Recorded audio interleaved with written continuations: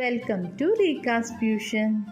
நீங்கள் பன்னீர் லவர்ஸா? அப்போ இந்த ரெசிபி கண்டிப்பாக ட்ரை பண்ணி பாருங்கள். பன்னீர் தேச்சா இதை எப்படி செய்யலான்னு பார்க்கலாமா? ஒரு பேன் வச்சுக்கோங்க. அதில் 6 பல் பூண்டு, 2 பச்சை மிளகாய் போட்டு ட்ரை ரோஸ்ட் பண்ணிக்கோங்க. ட்ரை ரோஸ்ட் ஆனதும் கூடவே 1/2 கப்பு வறுத்த வேர்க்கடலையும் சேர்த்து கலந்து விட்டுக்கோங்க. கொஞ்ச நேரம் ஆற விட்டுருங்க. இதை ஒரு இடிக்கல்ல சேர்த்து கை நிறைய கொத்தமல்லியும் சேர்த்து கொஞ்சமாக உப்பு, கொஞ்சமாக லெமன் ஜூஸ் புழிஞ்சு விட்டுட்டு இது நல்லா இடிச்சிக்கோங்க. இந்த அளவுக்கு பேஸ்ட் ஆகியிருக்கணும். இப்போ நம்ம இதை பன்னீருக்குள்ளே சேர்த்துடலாம். நான் இங்கே ஒரு 10 க்யூப்ஸ் பன்னீர் எடுத்திருக்கேன். அதில் இந்த பேஸ்ட்டை ஆட் பண்ணிக்கோங்க. சேர்த்து இந்த மாதிரி ஒரு தடவை கலந்து விட்டுட்டு மசாலா நல்லா கோட் ஆகிற மாதிரி பார்த்துக்கோங்க. இதை நம்ம இப்போ ஃப்ரை பண்ணி எடுத்துடலாம். ஒரு பேன் வச்சுக்கோங்க. அதில் எண்ணெய் விட்டு பன்னீர் க்யூப்ஸ் எல்லாம் செட் பண்ணி 4 பக்கமும் நல்லா ரோஸ்ட் பண்ணி எடுத்துக்கோங்க.